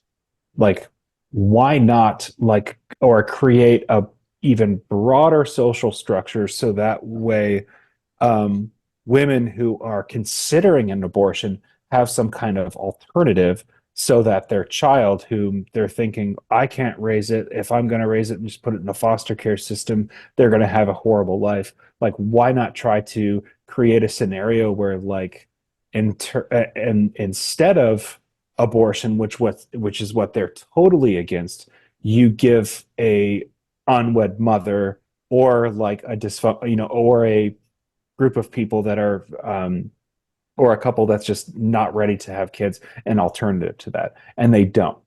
Like, they don't at all, because the very same people that are most pro-life are also very much anti social welfare programs Right. that would assist people to actually seek an alternative against abortion, and they're Right. just not. Right. Yeah, like uh I totally agree. And I think it's interesting that like one of the biggest factors, according to studies and research that they've done, is to affect there's two biggest factors to affect abortion rates, to decrease them. One, sex education and birth control. Giving those out decreases unplanned abortions. And the other one to decrease just abortions in general, not even like youth, like a 16-year-old girl is pregnant, but like a 28-year-old, whatever, that is greater economic mobility. Like the better economically that's a household is doing or an individual is doing, the lower abortion rates go. Because basically Mm-hmm. it's cheaper to have an abortion than to raise a kid. Mm-hmm. And if you believe in like, yeah, like the pro-life movement, or I like to refer the pro-birth movement, because that's kind of Yeah, the only thing that's it's about. pro-birth. They Yeah, don't care about human life. is like having better maternity and paternity leave, a better healthcare system where that actually does like where that this isn't a huge financial like hurdle of like I'm gonna have to take off time work. How much is the birth and the hospitalization and the treatment going to cost me? Blah blah blah. Mm-hmm. Like aiding and giving into social support for all of that would absolutely like reduce this hurdle for individuals that are on the fence of like it's not like I don't, it's can I? Maybe I can't, and so they decide to have an abortion. Yeah, Mm-hmm. supporting an infrastructure that would actually like benefit this could actually help reduce abortions. But yeah, And you'd think they'd be more for it, considering if your whole philosophy is based off, the teachings of Jesus in the New Testament. But and that's and that I don't know. It's just discouraging that it's not just politicians. Like politicians, I think, just laugh behind the doors at, I think right wing Christians who legitimately are trying to be Christians, but either just don't see it or don't care because it doesn't really affect them. Yeah, I don't know. It's just an unfortunate kind of. Well, predicament. one of the things I was laughing at when I thought about earlier, where Adam was like, they are for this as long as it's in total agreement. Like Right. Yeah. Yeah. whatever the defense the defense against like the marriage act or Mm-hmm. whatever that was, which was basically like, no to you gays. And so people who Yeah. were like anti-gay were like, I love this. I'm fine with a federal edict on marriage because it Yeah. just agrees with that. It made me think of in Kansas recently, there was a proposal, state senate, to be able to show religious like iconography and stuff. And they wanted to put up the nativity scene around Christmas at the courthouse. And so there was like a couple of like Republican, conservative, Christian, state senators like really pushing for this, and they were like, "We want this. This is a First Amendment right." Blah blah blah. And so they like passed this bill that allowed them to do that. And honestly, one of my favorite organizations, the Satanic Temple, got involved, and they put a satanic thing up like right alongside it. And one of the guys, the Republicans, tore it apart, and he's being charged with a hate crime now for assaulting like a religious like statue or whatever. Because like it was that it's like okay cool, if you actually want this then it would look like this. And that's what I love about the Church of Satan, that they do all the time, because they're like okay, if you want this, One of many it's us. reasons you love the Church of Satan, Not the Dave. only Let's one. be No, I honest never here. said it was the only one. But they're always like, that would include us. Like, if you actually want this ideologically, you should be cool with it including us. And they never Mhm. are. And so No. they're just trying to point out the hypocrisy of that. And so they Yeah. wanted this. We should be The able to display issue. religious stuff And as soon as they Yeah. put up something of Satan, they're like, attack it. The issue isn't free speech. It's our free speech. Yeah. Right. Oh, And then Yeah. and it's just another, I don't know, it's just another reason. It just makes Christianity look so much worse. It's just God, are we made in God's image, or do we make our God in our own image? You know what I mean? And it's Mhm. just, it just goes to show you that, unfortunately, way too many times, it's just whatever God we choose to make and create in our heads and worship, and it's just us really. So I don't know. Yeah. Mhm. I'm an atheist now, I guess, Dave. So No, I totally agree. And I think like one of my biggest arguments with people of various beliefs and faiths, um, is never like you created God, like God doesn't exist and you've made him up. I do think that, but my argument is like, do you ever find it coincidental that God thinks, looks, and acts exactly the way you do? right, Even right. Yes. that even if God 100%. does exist, and when that like, don't you find it interesting that you are like remolding that God to Why is fit? he with you? I'll have to remold it. Now I gotta do another move. Perfectly in Segue line. on. So in this chapter, Slaves and Soldiers, it introduces Tim and Beverly LaHaye. Um, Tim LaHaye of the famed Left Behind series. He authored that. He before that wrote the book How to Be Happy Though Married, which seemed telling. Beverly LaHaye, wrote The Spiritually Controlled Woman. In these texts, one of their central like thrusts, to use a poor term, was they made the sexual practices of people, men and women, in and outside of marriage, a critical battlefield. One built obviously on patriarchy. Their work was an early, obvious push into the political realm, the activating their followers to address these issues and concerns in the political field. One of the texts was like super explicit, like it was pornography. Like it was pornographic literature. It was talking about like the location of like the clitoris and like oral sex and all this, like Wait, say how that again. Needless to say, this part of the chapter, Dave's pages are stuck together for my, sure. my highlighter is done. I was just yeah, so they wrote these books basically about like how to do the like it was sex education for like adult Christians basically And that I'll bet it was very, very accurate. just lights on under I the mean, like knowing something about like Tim LaHaye and what he looks like, if you want to take pointers in the bedroom, take it from Timmy. yeah. Which also then like you were talking about the sexual scandals, the earlier gentleman that I mentioned, Hargis, who was short-lived because he went down in a blaze of glory, who said that sexual morality is critical to the defense of the against communism, the nation's defense against communism.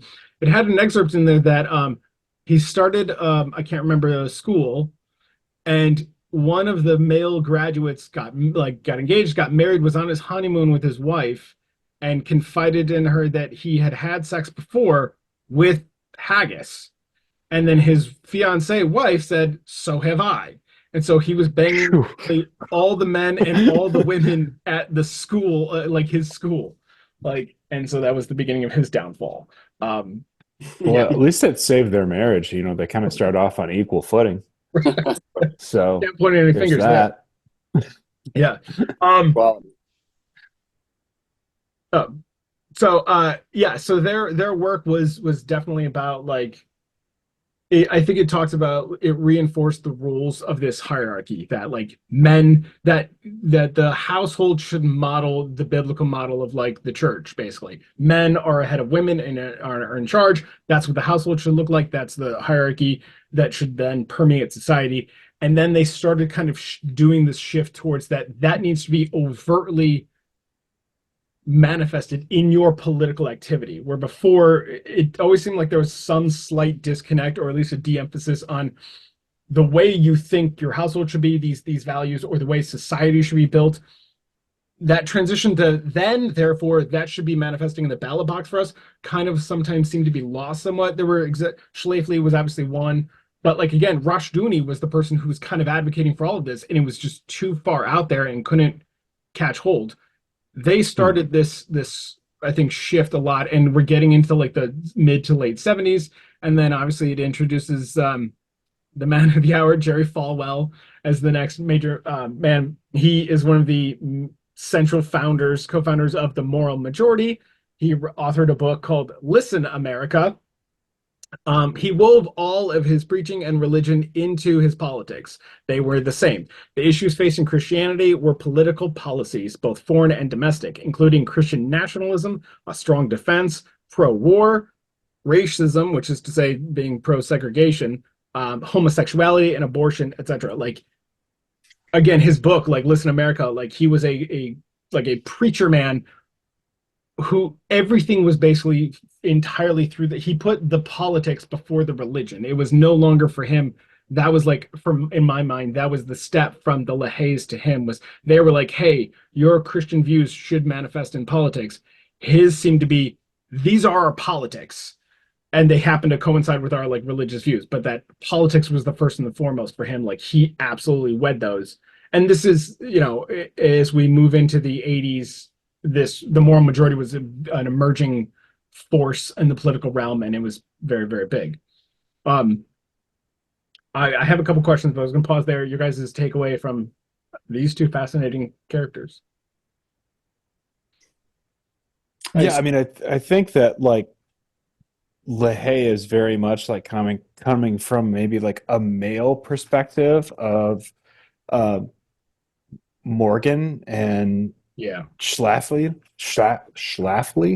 um, and kind of like affirming that, and the fact that it was like a husband and wife team, kind of like isn't really too surprising. But I kind of think that the transition to Falwell is sort of like this long stewing momentous movement, really kind of going back to like the 1920s, essentially when traditional evangelical fundamentalism sort of falls out of the mainstream, and there kind of like becomes sort of like a through line of they kind of stay the same and almost have their own counterculture to um, the mainstream issues of the day. Not to say that they completely like regress from like society at all, but in terms of being like the voice or being like the culture, they kind of start to go underground a little bit. And in the book, I've cited it before, but Summer of the Gods was like a really, really good primer on the Scopes monkey trial, and how really a lot of the effects of that, you know, thaw trial of evolution versus like creation is the result is that evangelicalism kind of is like, okay, like Hmm. they're not willing to hear us anymore. They want to believe that we're like that we're part monkey or whatever. Well, we're not going to believe that. We're going to reject that, and we're going to continue kind of like teaching and training like the future generation that like this isn't right, and this other alternative is right.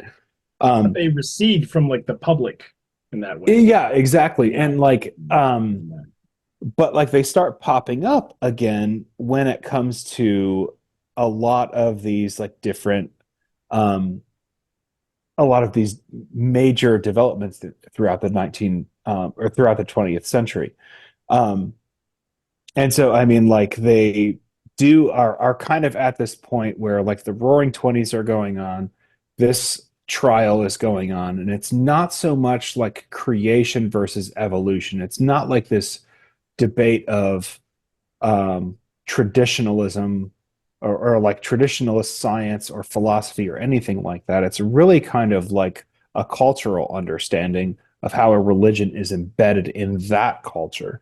Um, and I was talking to you guys before we started recording about like the book that I just finished called American Nations, and it's about how there are like what this author proposes, Colin Woodard, proposes that there's 11 different kind of cultural regions of the United States and Canada and part of Mexico. And really, as like we progress to the later part of the 20th century, it really kind of comes down to the culture of what he calls Yankeedom, which was really kind of founded in New England, and then the Deep South slash this other group Tidewater, which were really kind of like the slaveholding states.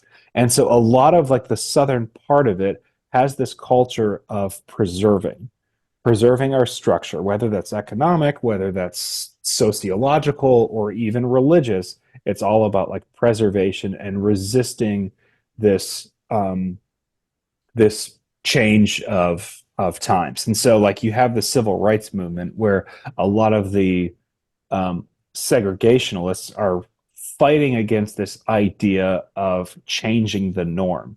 They're not going to listen to any of the reasons why those people are protesting. It's the fact that they're wanting change alone, and ultimately the change that they're wanting that is kind of causing them to be in opposition to the predominant culture. It's challenging the social structure that exists there. And so the civil rights movement is one. And now we see it really not only with like civil rights necessarily or civil rights exclusively, but also in terms of like all of the efforts of right to work laws and stuff like that are very, very prominent in the South, not so much in the North. And people can claim that it's like union based, but it's actually like very much like deeper than just simply like the stranglehold that unions have on different parts of the country. It's ultimately a reflection of the cultural acceptance of one, um, I mean, one philosophy as opposed to another.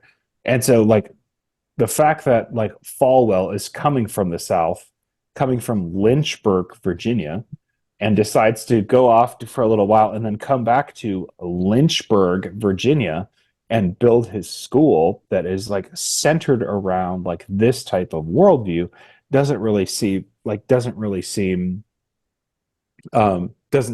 like too much of a surprise to me. And the fact that he comes out completely against the feminist movement and completely against Roe v. Wade until his dying day, I feel like Roe v. Wade was like his biggest talking point, and prayer in public school and all that kind of stuff. Um, so I mean, it doesn't really like surprise me too much that as they get into things like as they get into things like uh, being pro-war, being America as this shining example of the marriage between Christian identity and nationalist, nation or national allegiance, um, doesn't surprise me like that much. Like he's for every war because for him, that's an opportunity to spread their worldview. It's literally like parallel to the Crusades. Yeah, So, absolutely. Yeah, absolutely. It's conquering sword in one hand, Bible in the other, mhm, and then civilizing folk or whatever into those things. Yeah, I agree. yeah. Josh, what do you feel like? Oh, nothing. That was good stuff. What? Yeah? No. Yeah, thumbs up. Cool. All right. Um, okay. Yeah, I very much agree. I think one of the things I wanted to ask that I thought was interesting, but there was a lot that was interesting in this, and I think, yeah, I think they even said in here as far as like his pro segregation stuff that Liberty didn't have an African American student till like until like 1992 or something. I wanted to say that they said that in there like it was absolutely like a whites only school, and then I think in this it finally dropped that, but then it was like 15 years before they accepted an African Mhm. American applicant, and I think the first black person to go to that school, which I don't know why you want to, was Alan 19. Keyes. Yeah, probably. Yeah, yeah. Good old Alan Keys. Um, yeah, that was shocking. But so one of my questions was, um,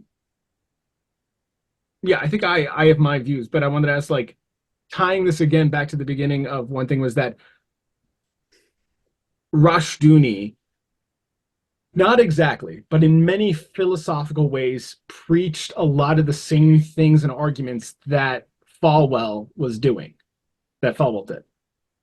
What was the shift that Falwell's message could be accepted? That like what happened that made this population it fertile ground for Falwell to say so much of the same things that Rushdoony was doing, like Christian nationalism.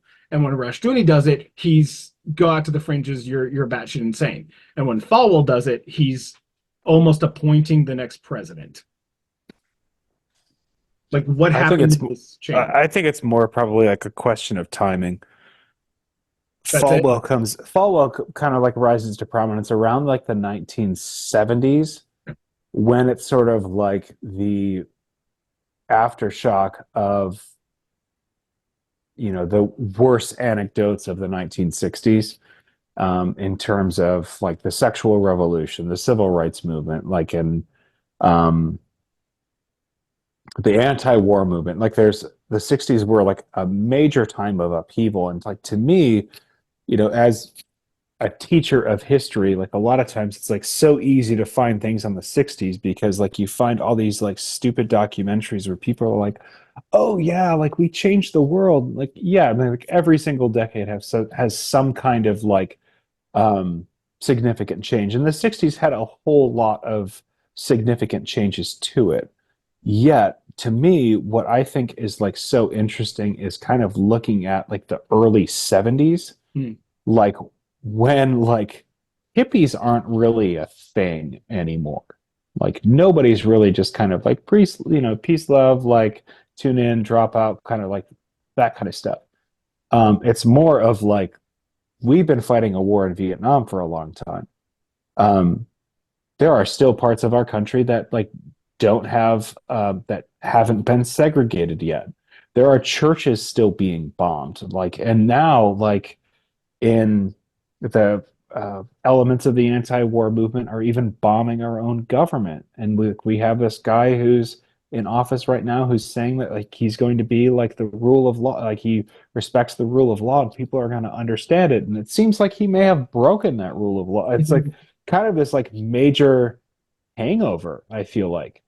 Um, and so like in that timing, Falwell is kind of like emerging, and there is, you know, he has kind of like built his flock. They have been like kind of they have been shepherded over the years, not simply by Falwell, but like by people like Graham and by people like um uh Tim LaHaye, and then eventually kind of like by Jerry Falwell and Pat Robertson. And like you've kind of had this like counterculture that has been um that's just kind of like been under the radar for so long, and then finally like they've sort of built enough prominence to where they can do things like have a televangelist like Tammy Faye and Jim Baker on TV and have millions of people watch them. um and that's kind of like the people like Falwell and his associates are really the ones that kind of build that into a formal coalition. And so, you know, what's the guy's name? Rushdoony. Rushdoony, John Rushdoony. Rushdoony. Um, I don't know that he was as politically like savvy. I mean, I think he was probably more of like the Gothard tradition of like, we're going to have seminars and we're going to have these like revival meetings and we're going to like have people like support like this kind of belief. And yeah, maybe I supported the Confederacy, but like let's listen to these other things where like Falwell kind of like has um a much more polished delivery. I mean, the guy looked and sounded like a politician, for better for worse. Um, and I mean, like, you know, he's able to build a college that eventually became like a D1 school or something like that. So I mean, I think it's a lot of these things are sort of like a question of timing. I mean, like you look at if you ever read Outliers by Malcolm Gladwell, like that's sort of like the thing that he talks about. It's there's like there's certainly an element of like dedicated, focused practice, Yeah. and then when you've been dedicated and focused and you've had a lot of practice, then it's a question of timing. You know? I agree. I think, I mean, I don't know.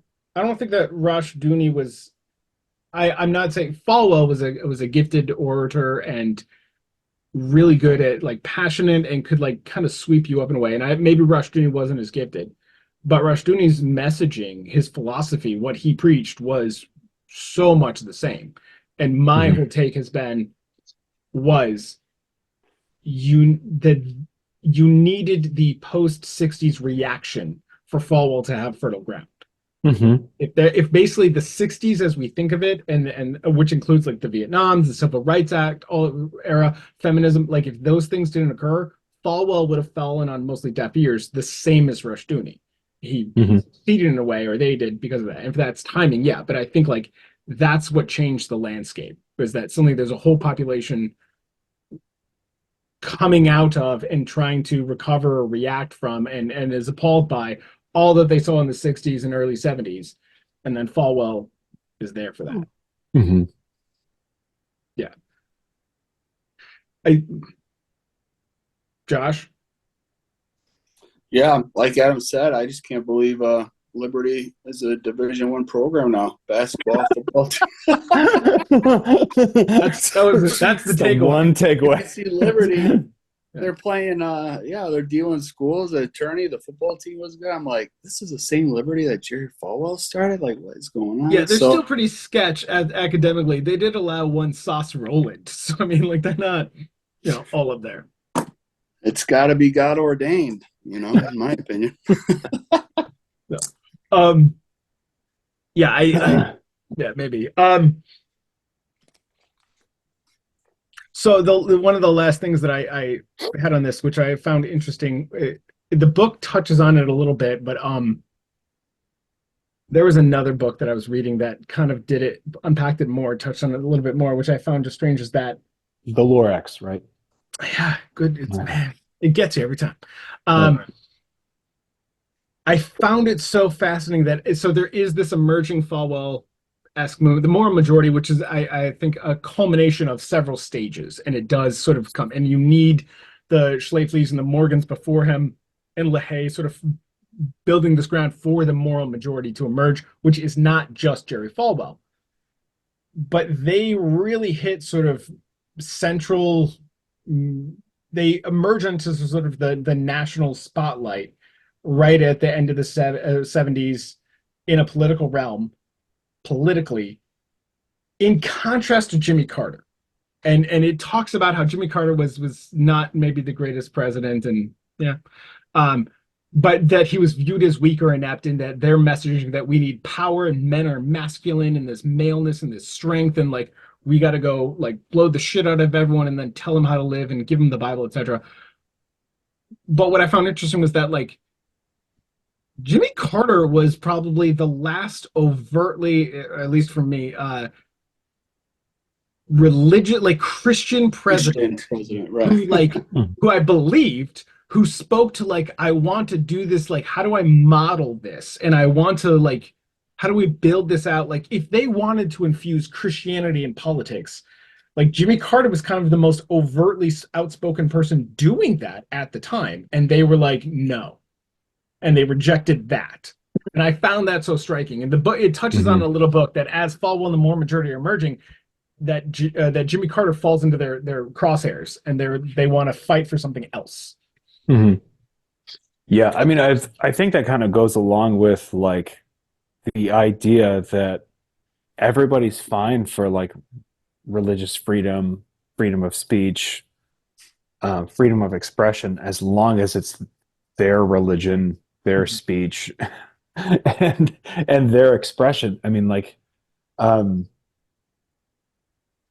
they don't have a whole lot in common with a guy like Jimmy Carter, right? I mean, either way you slice it, I mean, everyone's going to claim that they have the authority on any kind of, especially for Christians, because I'm more familiar with it. Every time any church is going to claim that they have an authority or a greater understanding on the Bible, like they have it figured out.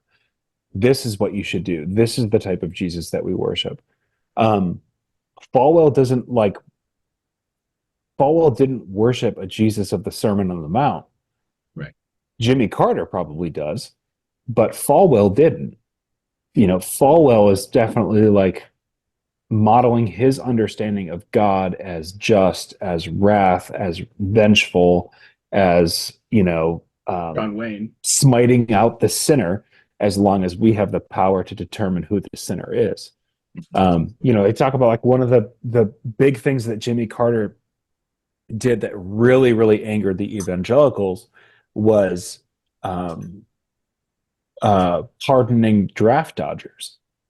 And like the issue for me isn't like whether or not like you broke the law and you dodged the draft. Like it's the action of forgiving these people who ultimately like committed a victimless crime. In terms of like the whole crux of your belief is based on grace and forgiveness. And yet you see someone who does this, who models this, and that's vengeful. Because I think that, or not vengeful, but that's like repulsive.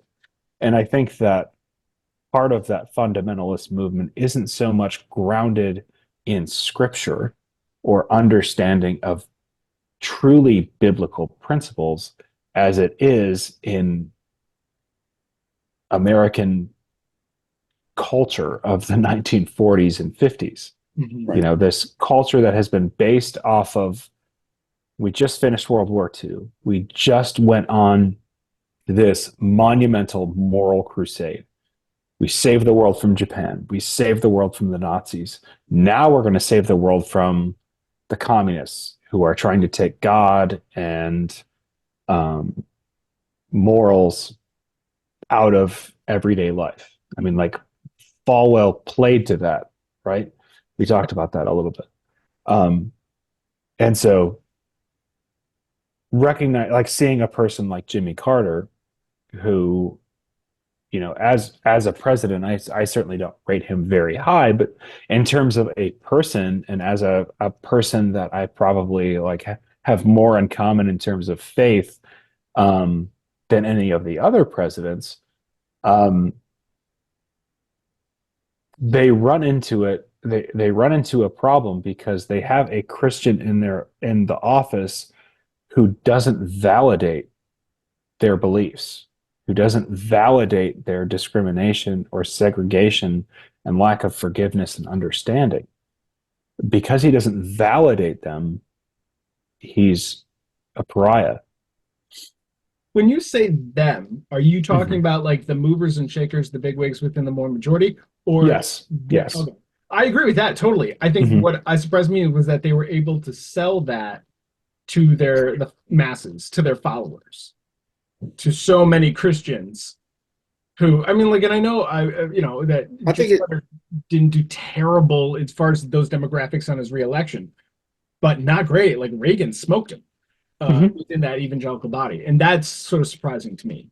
I Yeah. think it's the Well, I mean, same. I don't think it's, I don't think that, um, well, I think the moral majority, like definitely, um, in terms of politics, because as a history teacher I can't like resist it, but I think that like the moral majority are a very important demographic in the election in 1980, but ultimately I think what kind of like further complicated it was also like the issue with the Iranian hostage crisis Yeah. and also just kind of like the sacrificial lamb in a time of turmoil. I mean, is I guess yeah, it's surprising, but is it surprising because Christians now all voted for Donald Trump? I mean, he's literally in courthouses for crimes, and he's still winning. He's going to probably win the Republican nomination, He and won the Iowa caucus and he wasn't even there. Yeah. right, and that's what I'm saying. So even today, Christians, the moral majority, the right, whatever, they're voting for Donald Trump. How is he winning over any other sensible? Maybe there are no other sensible politicians, but I think it's sort of the same thing. He's an egomaniac. He's loud, I guess, charismatic. He's draining the swamp. I guess in a way he kind of looks like even Jerry Falwell, and people I think are unfortunately gravitated to that more than a more meek and mild Carter-esque type person. And I don't know, but might be as simple as that. But I mean, obviously there's a lot more that goes into it. But Yeah, I agree. And I mean, like the Donald Trump thing, his numbers with the evangelicals and Christians is still just mind-numbing to me, and repulsive and repugnant. But that to me is the final product. That is this, anti-rational, like bankrupted ideology gone on meth, just gone nuts. The Falwell Reagan Carter thing was more of like you still had to sell them on this. Like it hadn't yet fully manifested. This was a movement that like an ideology that was still sort of coming out and still sort of coalescing, and they were like they were sort of bringing like it was pretty recent that they started making these overt political pushes on policy and things like that and presidents and elections, and you were able to swing them from Carter, who's so overtly Christian, to someone who Reagan kind of had to remake himself out of California into this model a little bit more, who was like philanderer, Hollywood actor guy, divorced, blah, blah, blah, blah. And that won. I mean, this is Donald Trump is like the final boss in that evolution, but this was the very first one. And I was just surprised that it worked kind of. Mm-hmm. But yeah. Any other final points, thoughts, rebuttals, refutations, insults? No, I think we about covered it. All right, great. Thank you guys. So yeah, this has been Three Friends Who Hate Each Other, episode 7. This has been chapters 3 through 5 of the book Jesus and John Wayne. It's a good book. Check it out if you like. Until next time. Bye. Go Liberty!